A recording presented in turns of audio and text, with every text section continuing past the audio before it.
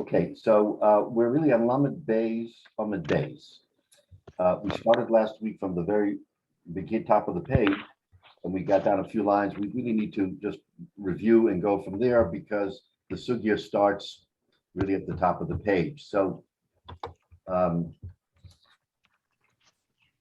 okay, so we completed the question last week of Tachas Maso. We went through the whole Mishnah as to the machlokes really between the Rabbanon and Reb Shimon on the one hand, and also Rabbi Yosef Glili on the other.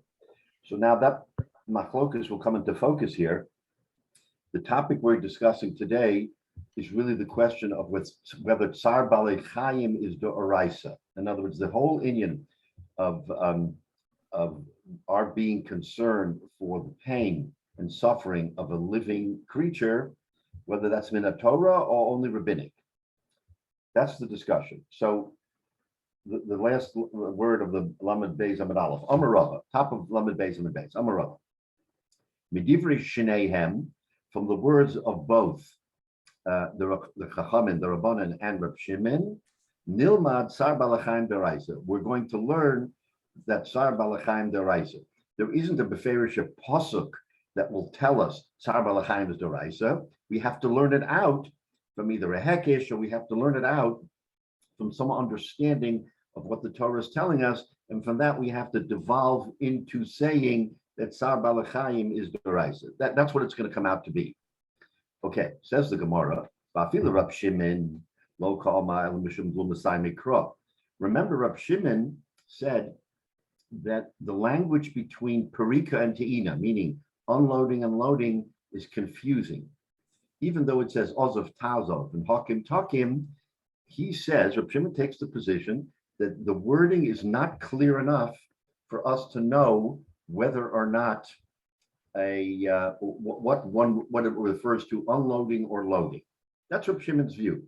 Says the Gemara, even Rab Shimon, who only sort of hesitates because lo sai mikra, the pasuk isn't complete, aval masai mikra. But if the language were more understandable, says the Gemara, darshin and kal v'chomer, he would learn a kal v'chomer. Mishum ma'alav, mishum tzar balei chaim darshin.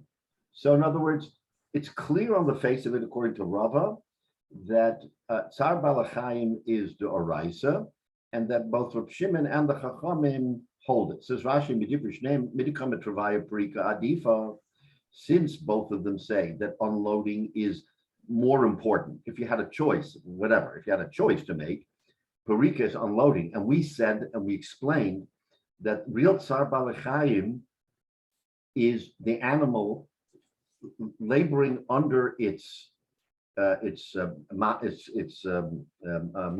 under its what it's carrying. That's really where Tsar Balei Chaim comes in. There's no Tsar Balei Chaim in loading, but in unloading there's Tsar Balei Chaim. Va'afilu Reb Shimon lo kama de'ispech lemichtav perika el mishum lo sai mikra l'te'ina, because it wasn't clear. But otherwise, he would fully agree that Tsar Balei Chaim is front and center. And he learned it from a kal v'chomer, lav mishum tzar balei chaim, v'hachi yolefle, ma te'ina the leket tzar balei chaim. Packing, in other words, loading is no tzar balei chaim. Chayiv prika diket tzar balei chaim lo kolchkein. So what we have right now is a understanding that there is no machlokes between the two tanoim, between the Rabbanan, all the Rabbanan and Reb Shimon, that Tsar Balei Chaim is d'oraisa. The source we'll get to, but in point of fact, that's what it is. Frek the Gemara, how do you know? How do you know it's Tsar Balei Chaim? How do you know that the only reason why you have to get involved in unloading the animal is because Tsar Balei Chaim, you know what? There is a loss of money, and we have said all along that Jews are very sensitive to other Yidden and their possessions. So the reason why we say that you have to help unload is because Jews shouldn't see another Jew suffer monetarily. So it's chesar and kiss, it's loss of money. And this is the way we learn it. Uma te'ina, loading, the less chesar and kiss, chayiv, where there is no monetary loss because all you're doing is loading up. So you load up later, it's slower, or whatever, but there's no chesaron kiss. And remember, we said chesaron kiss was to the animal, meaning the longer it carries heavy stuff on its back, the weaker it gets.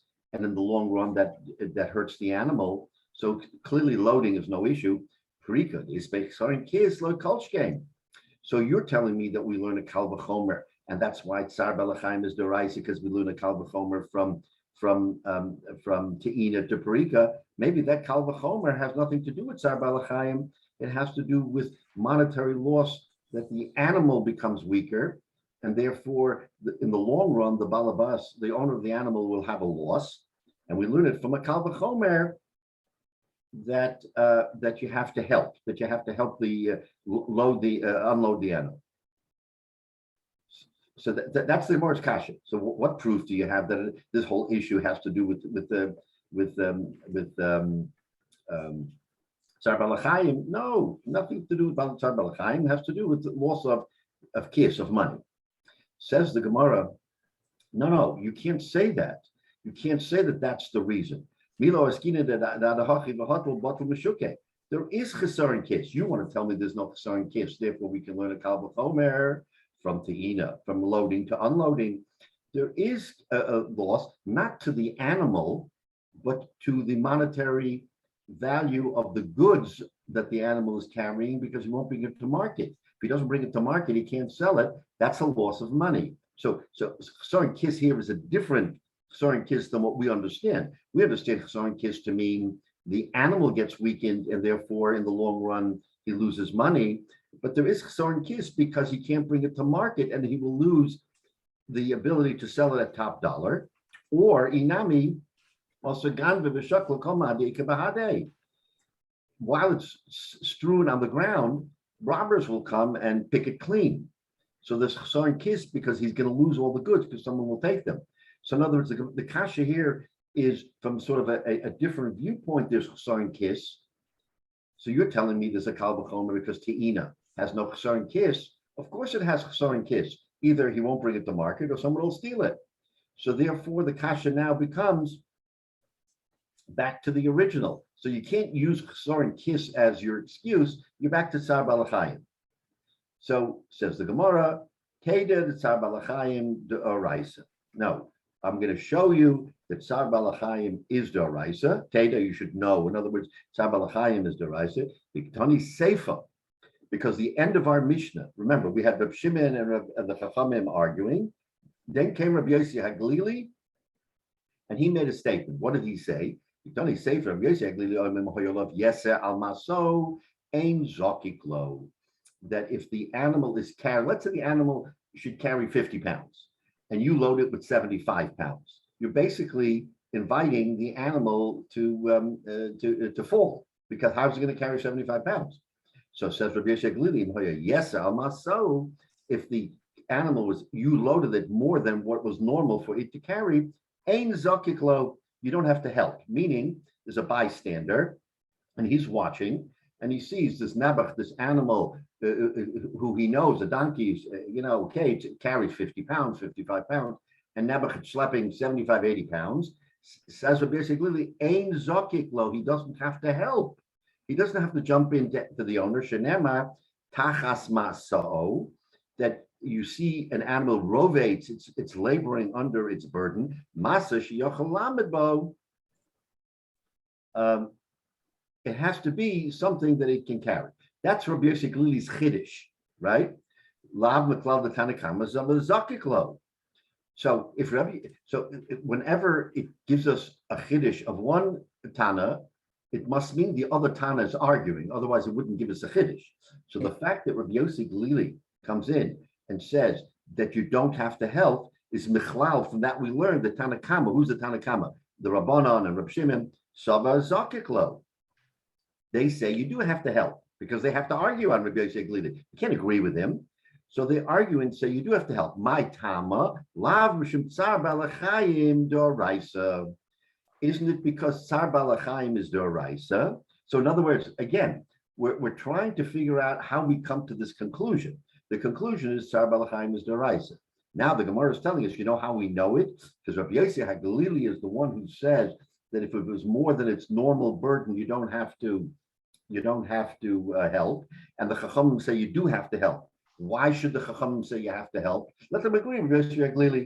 Teretz is there is an extraneous reason why you have to unload this animal. What is it? Sar balechayim deraisa. Now, let's understand. Let's say it wasn't deraisa. Let's say the rabbis were the one who introduced this novel concept of making sure that an animal doesn't get abused.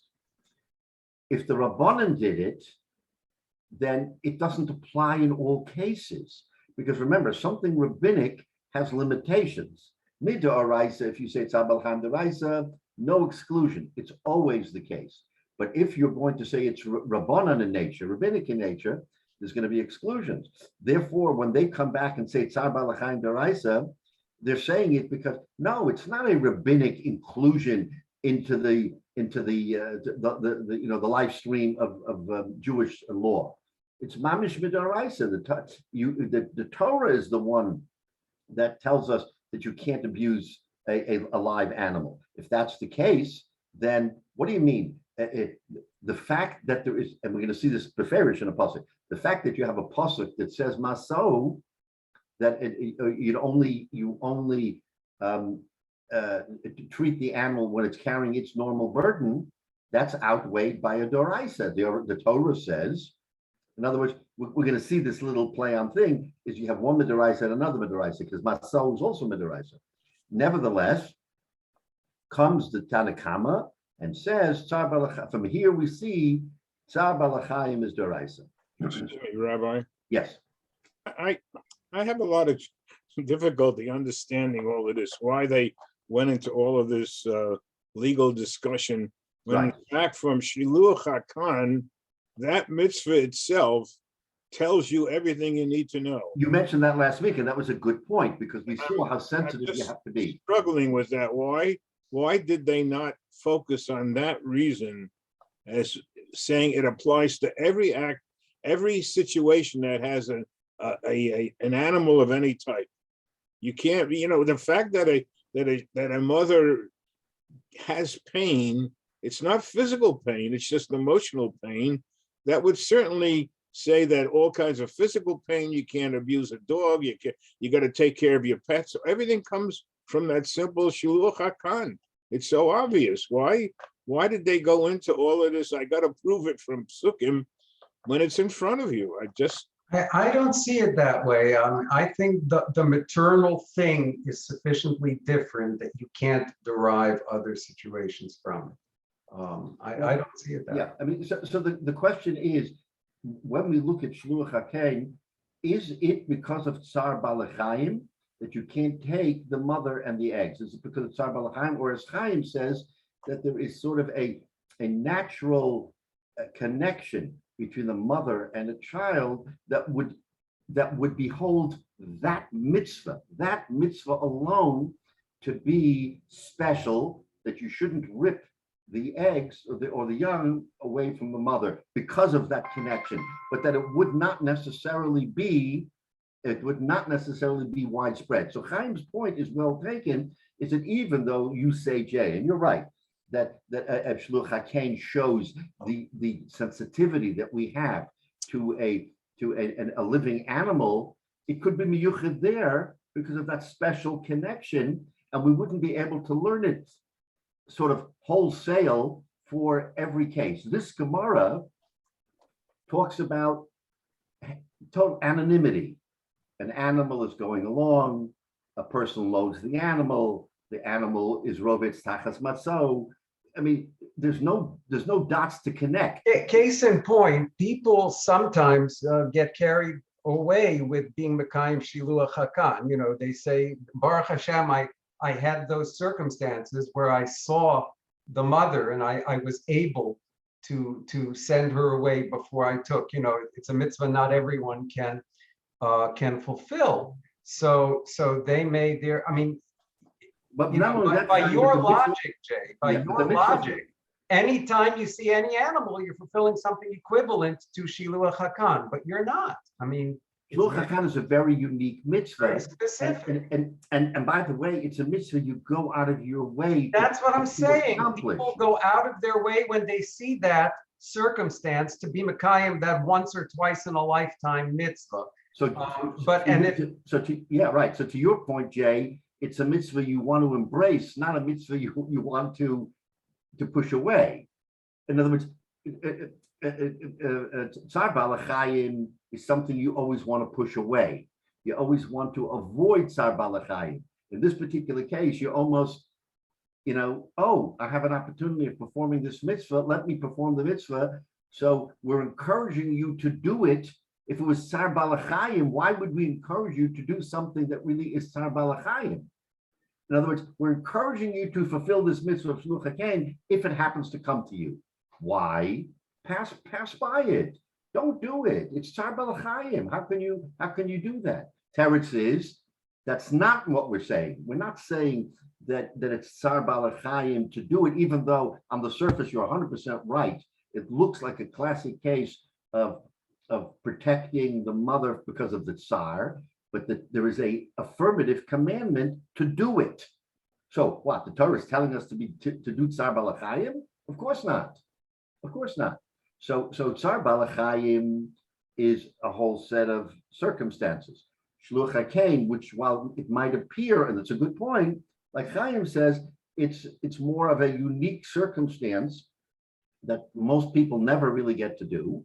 And when it comes upon you, if you have your wits about you, you say, you know what, I can be Mekayim this mitzvah now, and I can go ahead, and we're encouraged to be Mekayim the mitzvah. We're not discouraged, we're encouraged to perform the mitzvah.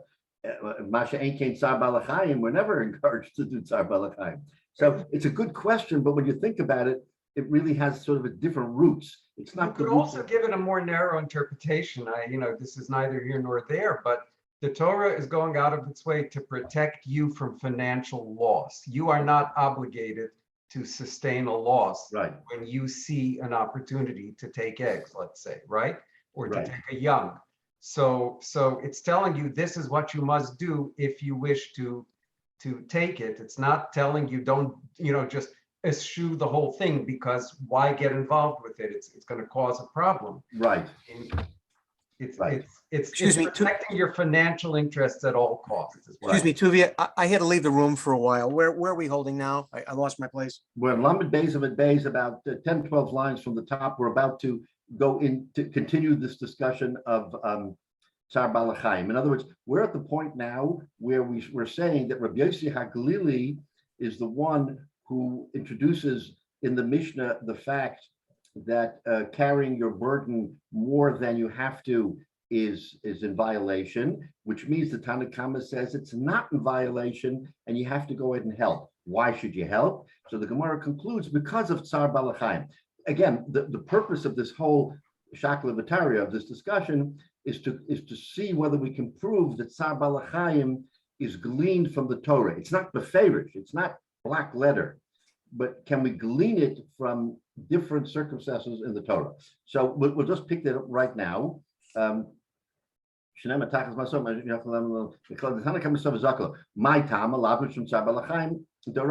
says the Gemara, and this is again about maybe 12, 15 lines. No, Dilma b'tachas maso pligi. Maybe the whole machlokes between the Tanna Kama, meaning the rabbis and Reb Shimon on one hand, and Rabbi Yossi HaGalili on the other hand, is Rabbi Yossi Sava Dashin Tachas Maso Shiyachal Lamed Bo, Rabbanan Sava Lo Dashin Tachas Maso.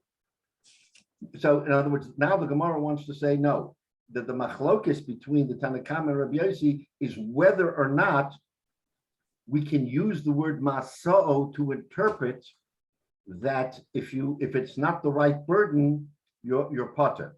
Now, the Gemara doesn't want to concede to us that Rabbi Yossi HaGalili is right, that all of a sudden, because he says Masa'o, his burden, therefore his burden is translated as something that the animal can bear. He doesn't accept that. He says that's the basis of the machlokes, that's Rabbi Yossi HaGalili's shita, but the rabbis don't say that. They don't agree that if it has 5, 10, 15 pounds overweight, that automatically you don't help. They say you have to help, even if it looks like it's a greater burden than the animal can carry. And what will be the conclusion? Teda Tsar Balachayim lav de oraisa.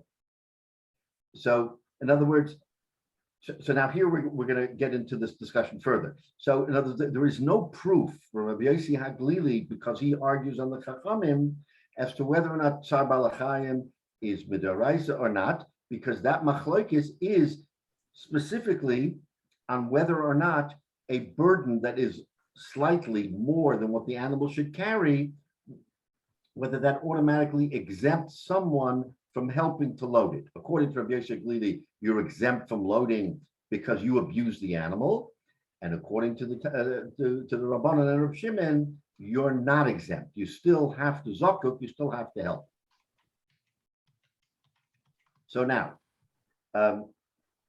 says the Gemara, Teda the Tsar Balachayim lavda araisa. So now we're gonna switch gears, and we're gonna want to show that Tsar Balachayim is not the araisa. Again, it's the same discussion, but now the focus is in trying to bring you proof that it's not the araisa. Why?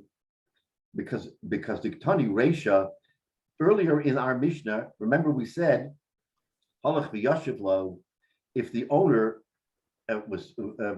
said, you know what, I'm tired, I'm going to sit on the sideline, and he says to the friend, mitzvah lifrok, you have a mitzvah to unload, you unload. I don't have that mitzvah, I own the animal is laboring under its burden, go ahead and unload and fulfill the mitzvah. Says the Mishnah, potter, that he does not have to unload. Shenemar imo. Remember, we learned from the word imo that he unloads it with him. If the owner is going to abdicate, it's no longer imo. And remember, that's how we learn pshat in words in the Torah, is we look carefully at the words. Masa'o, imo. Those are trigger words that explain to us what you have to do. So that the pasuk says imo, that you have to unload with him. All of a sudden, he doesn't want to be in the picture. He wants to sit on the sideline and drink a bottle of Pepsi and let the other guy fulfill the mitzvah. So that says the Torah, no, you don't have to unload. The isol kedatak tsar balachayim doraisa. Now, if you're going to tell me this again, this is the drash. If you're going to tell me tsar balachayim is doraisa, that it's a Torah command, mali isa lamara behede or mali lesa lamara behede. What do I care whether the owner is involved in the unloading? I have the mitzvah, the chiyuv of tsar balachayim, me, the finder. So, in other words, the Gemara's kasha is a good kasha. What does imo have to do with tsar balachayim? The fact that the owner abdicates and says, I'm too tired to unload. You have a mitzvah to unload, go ahead and unload. Of course you have that mitzvah, and of course you have the chiyuv of tsar balachayim. So again, the Gemara wants to learn out from this discussion in the Mishnah that it's clearly midoraisa, and it has nothing to do with imo. Imo means, yes, you have to help him, but if you don't help him, you still have the mitzvah. Your mitzvah is not dependent, says the Gemara, on whether he unloads. It's on you. You come across an animal, you see the animal is laboring, and we hold tsar balachayim doraisa. You have a mitzvah from the Torah to unload. What difference does it make? So again, the Gemara wants to bring a raya, even from the imo, that you're not tied to the strings of the owner, and if the owner abdicates, he abdicates, but you still have to unload. Says the Gemara, lolam tsar balachayim doraisa. No, so now we swing back. We wanted to show it's not doraisa. You can't show it's not doraisa because you, as the finder, should have nothing to do with whether or not the owner abdicates or not. Says the Gemara, lolam tsar balachayim doraisa. It is midoraisa. Now let's look at the language. Mi sabras potter legamre. You're telling me potter, you think it means he's totally potter? No. The Dilma potter bechinam bechayev b'schar. That you're potter from unloading for free, but you still have a chiyuv to load, except that you can demand a wage. In other words, you're standing there, the owner is sitting in the shade, having a cold brew, and you're going to do all the work. So you say, oh, no, I'm not doing all this work for free. I know that the Torah tells me Tsar Balachayim, I have a responsibility, but you're going to pay me a wage. So the Gemara says that's what it means, potter. Doesn't mean that he's potter legamre, that he doesn't have to help the finder. Of course you have to help. Potter bechinam b'chayv b'schar v'hachi kama rachmana. And this is what the Torah, now we're going to repeat what the Torah says. If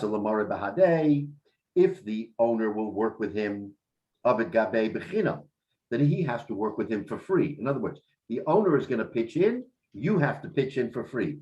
But if the owner doesn't want to pitch in, he doesn't want to do any work,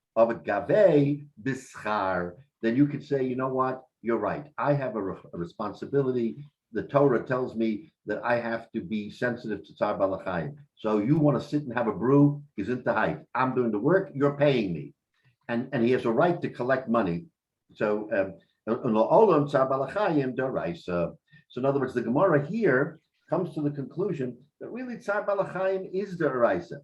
That which it says that the whole emo question, that only has to do with schar. Doesn't have to do whether or not he has to actually fulfill the mitzvah. You have to fulfill the mitzvah of Tsar Balachayim. You can't allow an animal to labor under its burden. The only question is, are you going to get paid for it?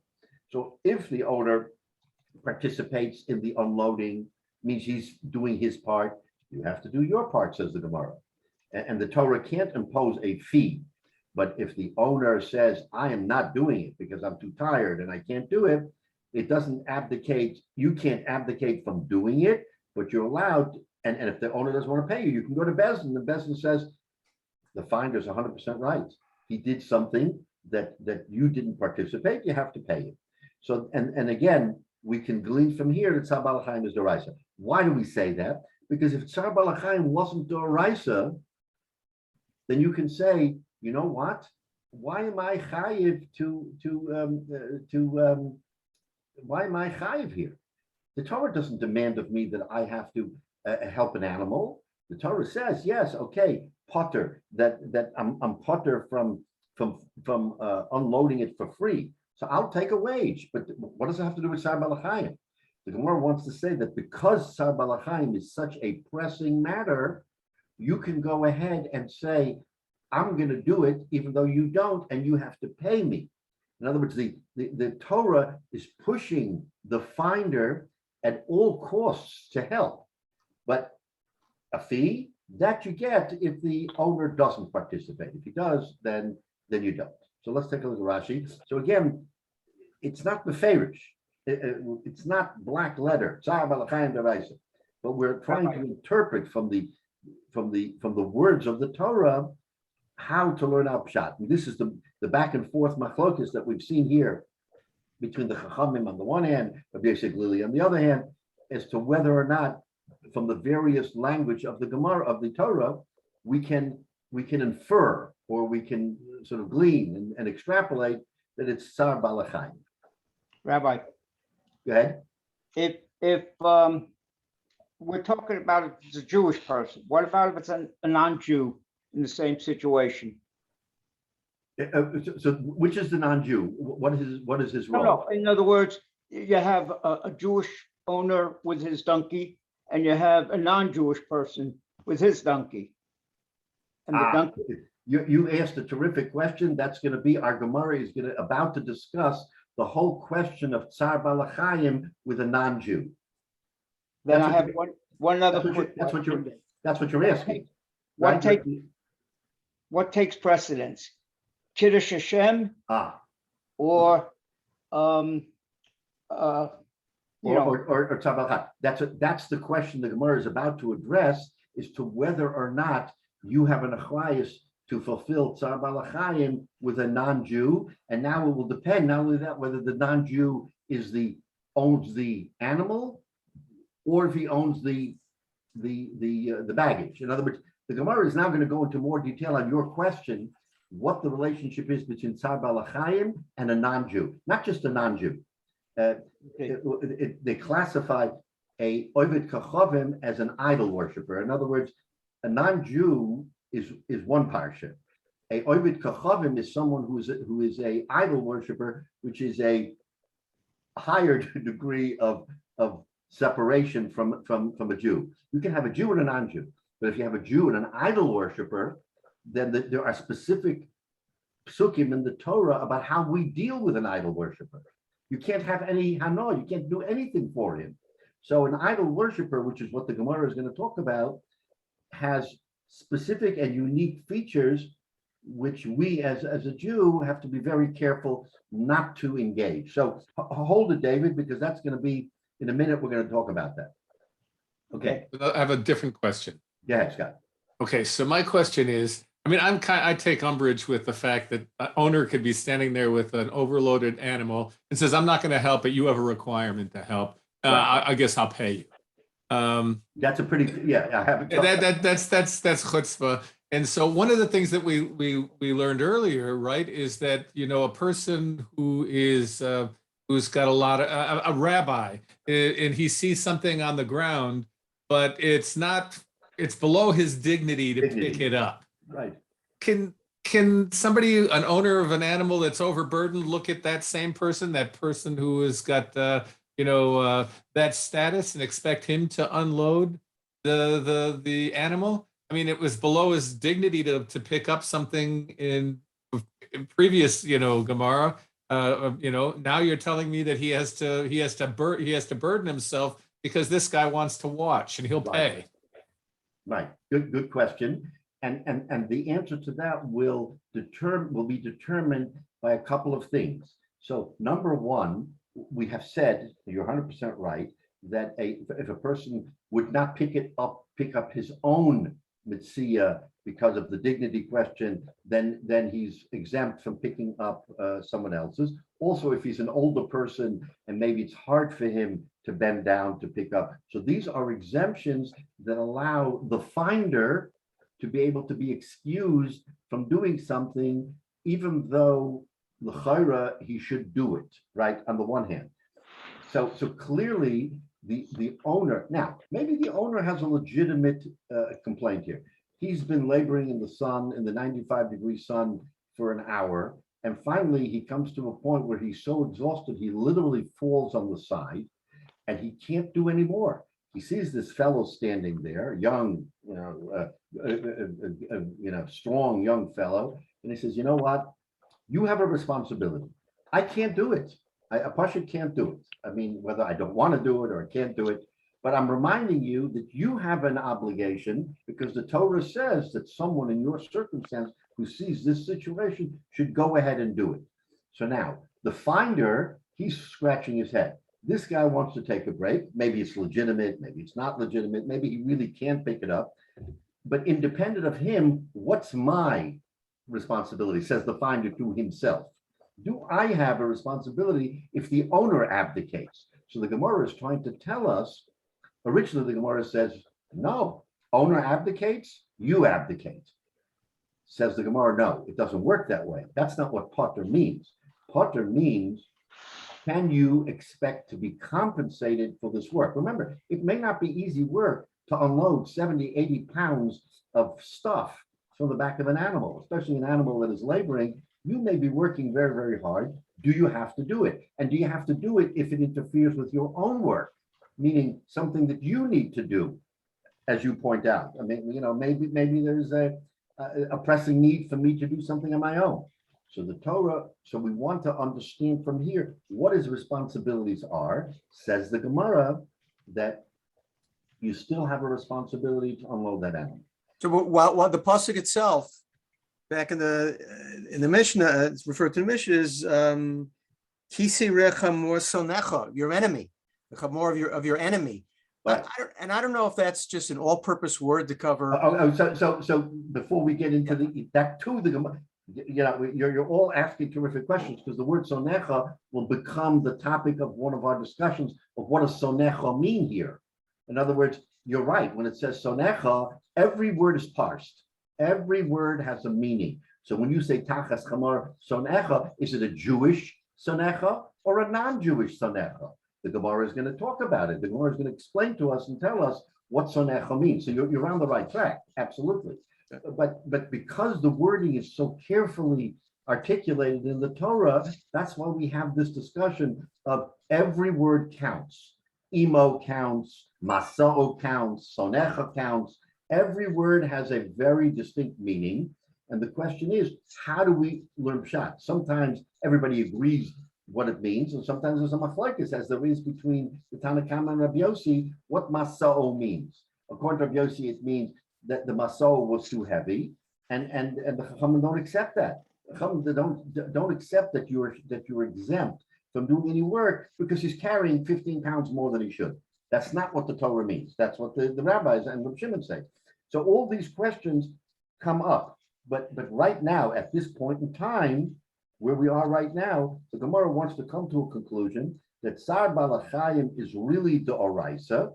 It's an obligation, and the whole discussion has to do with whether or not a finder gets paid for his work. If he is helping an owner, again, you can't get paid if the owner is doing his part and you're just helping him.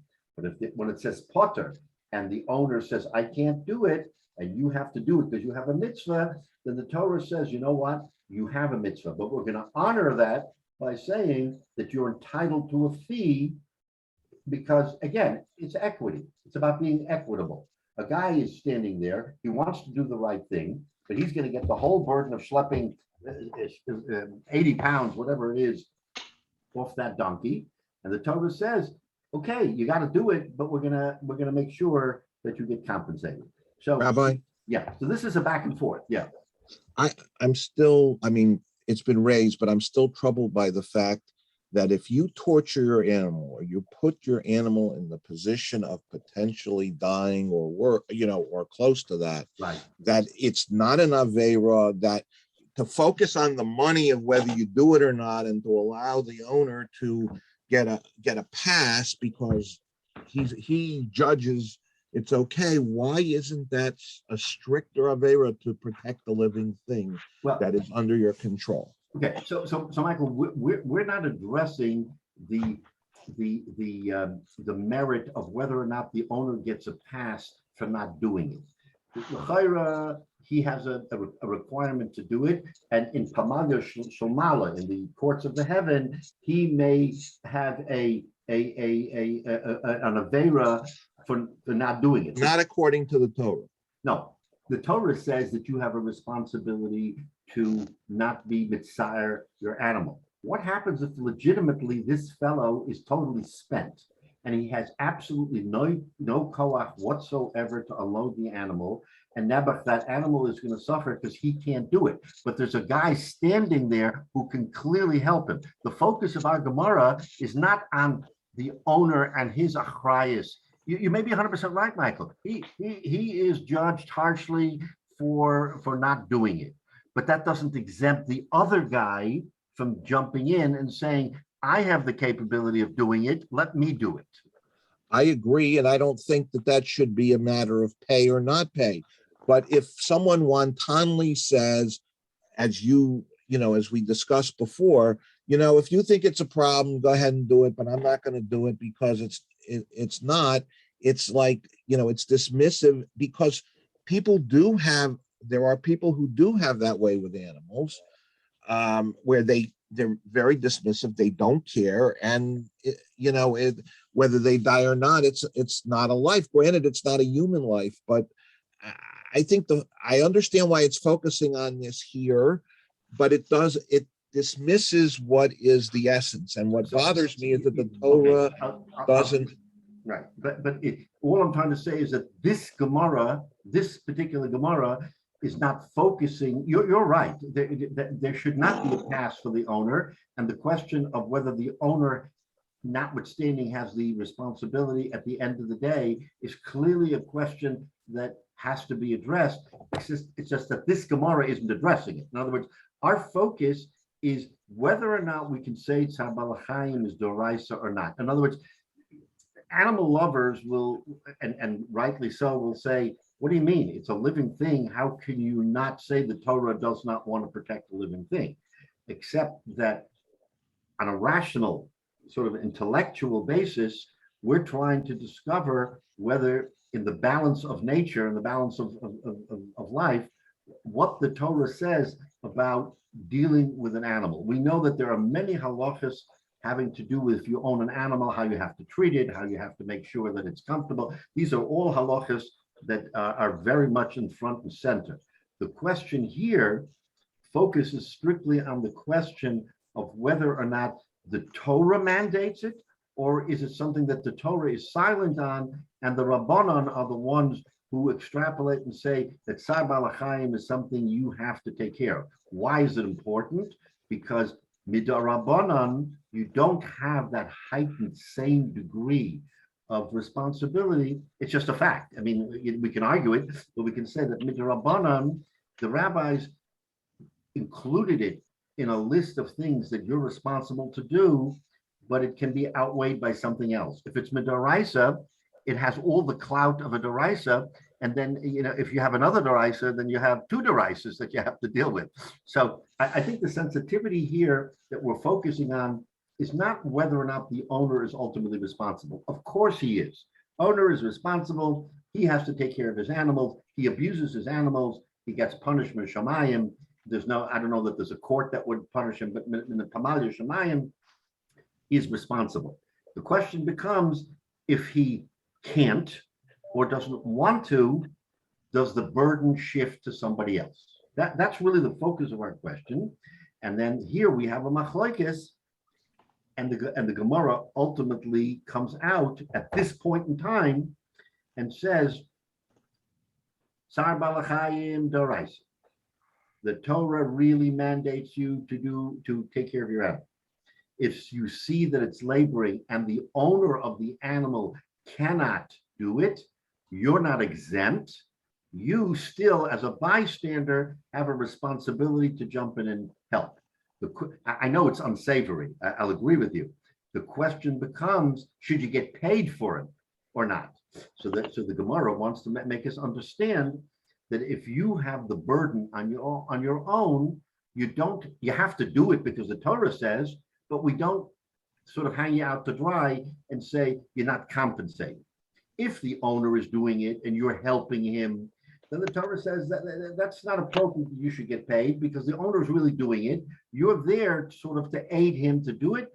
So you have an achrayas too. Now you could argue, why should you? You should be paid for your time. But the Torah tells us, you know what? You're there. You see him working. Help him out. The Torah says potter, so we have to understand what the word potter means. So the word potter means that it's for free if he's helping. But if he is doing the entire avodah by himself because the owner can't or won't, you still have to do it because it's midoraisa, but you get paid. Now, you could argue, why should you get paid for doraisa? And these are good questions. Why should you get paid? You're doing what the Torah is telling you to do. The teretz is because sometimes the Torah has to give you a little bit of a push and to say, you know what, you're not exempt. You got to do it. We're going to make it worth your while, but don't walk away. So the Torah sometimes is giving us that sort of little extra, I don't know what the word is, a springboard for the finder to say, you know what, I know I have to do it and I can't walk away. But it's a good thing that at least because I'm doing the whole thing, I'm going to get paid for it. So a thought, which is we say it's very hard to do, but the idea is that it was all your possessions, and we have to do a mitzvah, we should do it. Just like we have to buy our tefillin, we have to pay to build a sukkah, whatever it is. Right. Even if it costs you money, right? Right, it would cost some money. But here is an interesting situation. This is really a two-person mitzvah. It's really the owner's mitzvah to take care of his animal from a Sar Bali Chaim standpoint. It's the owner's mitzvah, and when it comes to the you've got to help, it's the owner's mitzvah to help together with you, emo.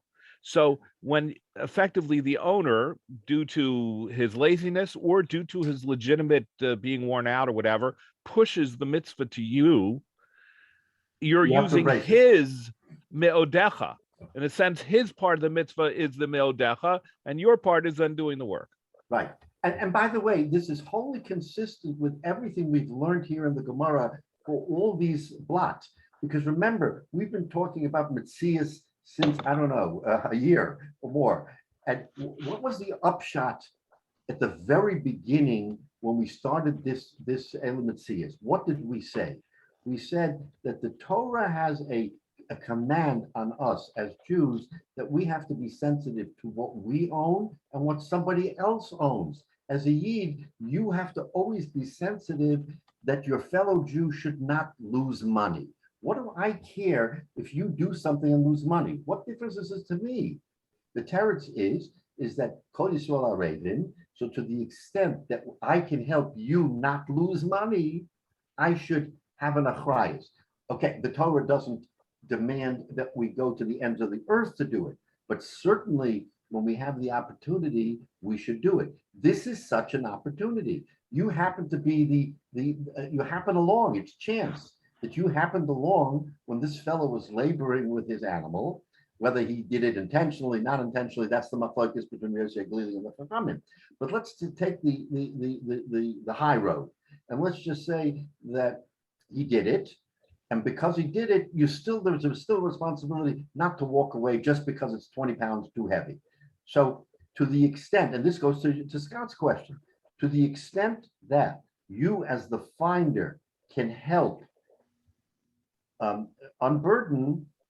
Now, if you're a zakeh or you're a gadol or whatever, and you have an excuse, that comes into the question. Is your excuse strong enough to counterbalance the mitzvah of helping him unload? Separate question, not what we're going to determine here. But at the end of the day, to the extent that you as a finder can help along, the Torah says you have an achrayus. Why?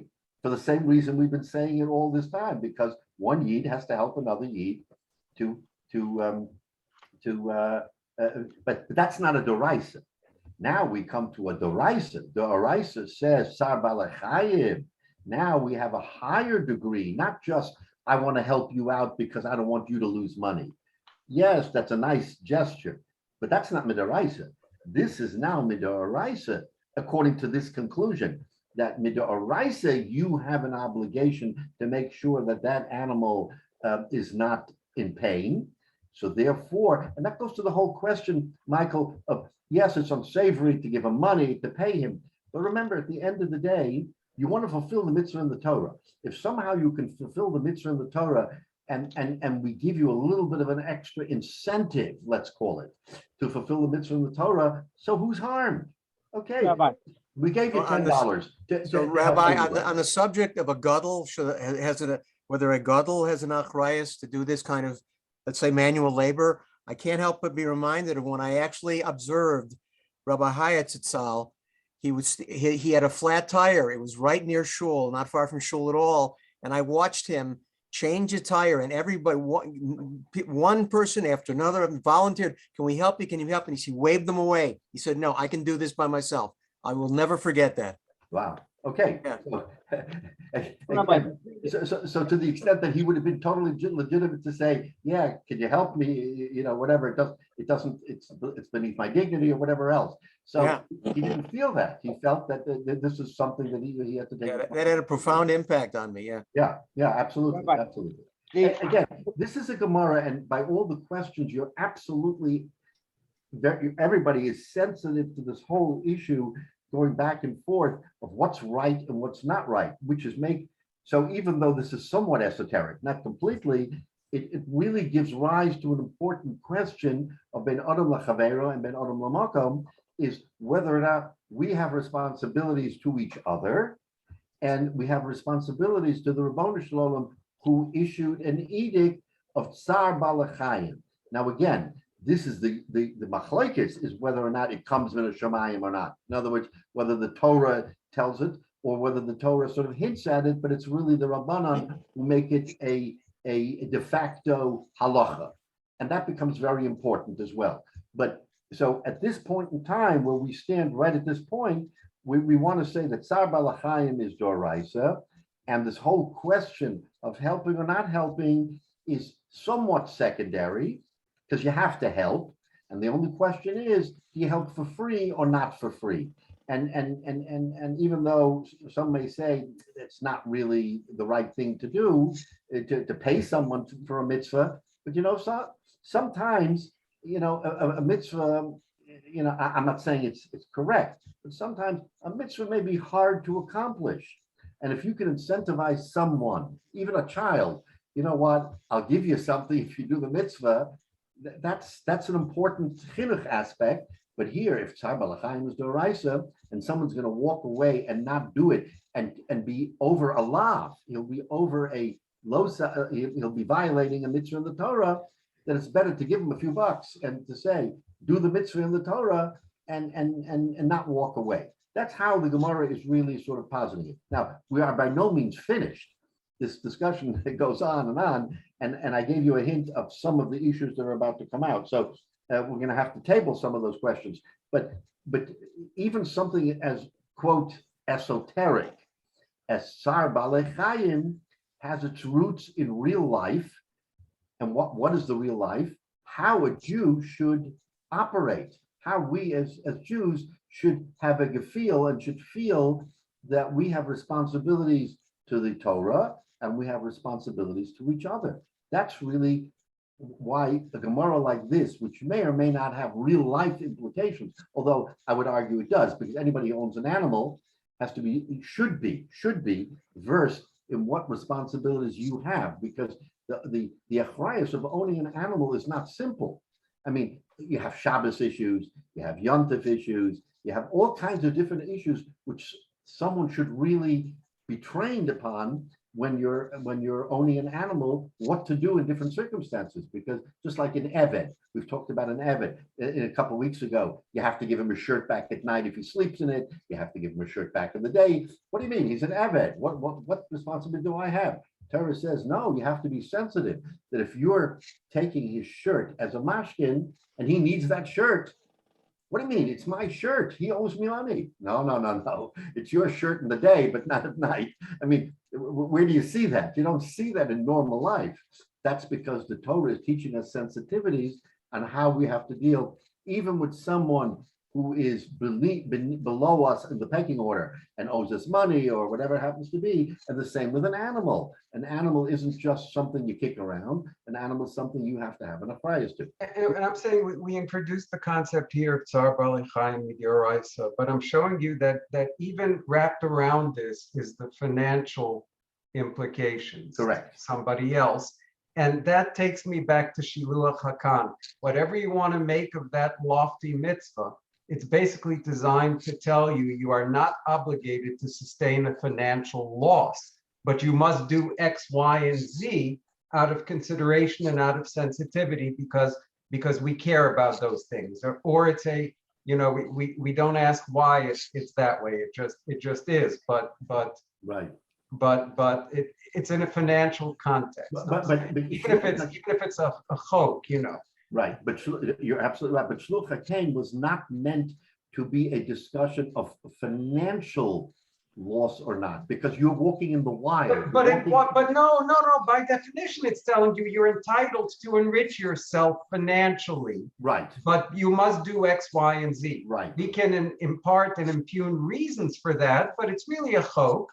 But the point is, it's in the context of you are not obligated to sustain a financial loss. And I see the financial thing swirling around here as well. Correct. Even though we've introduced the legitimate concept of Tzar Balei Chayim. Tzar Balei Chayim. Right. Okay, so let's just complete the Rashis. At least we'll get to that, because this is a good jumping off point for the next time, because the Gemara is going to go much further into this discussion. And a lot of the questions that have been asked here today are going to come out. It's a fascinating discussion that we're going to have about whether or not it applies to a Jew, a non-Jew, how, when, where, what. So let's just look at Rashi. Teda, the third or fourth narrow line. Teda the Rabbanon the Pliga led Rab Shimon Tzar Balei Chayim D'oraisa. Michlal the Tanakamed Rabbi Yosef Glili Rabbanon Rab Shimon Zokik Lo. V'amai Zokik Lo. Why should he help him? Imishum mitzvahs ozov tazo hoksiv masao. His burden, and you overburden. Haroyla, elamishum tzar balei chayim. In other words, even though you overburdened him, you, according to the Tanakama, you still have to help, even though you overburdened him, because the overburdening doesn't knock out tzar balei chayim.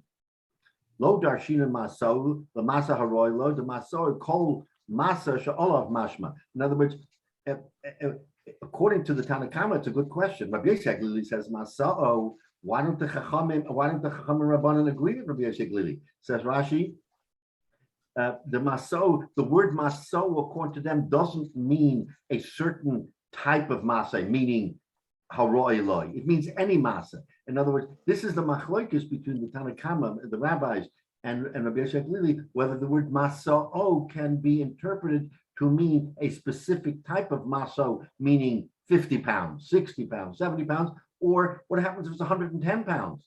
According to the Rabbanan, it's still maso. They don't agree with that.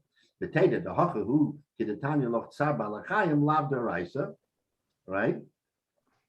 Ovid Gabe Mishum Tsar Balachayim, Val Korcho, Yitl Schar, but he can take it by force because you got to pay me.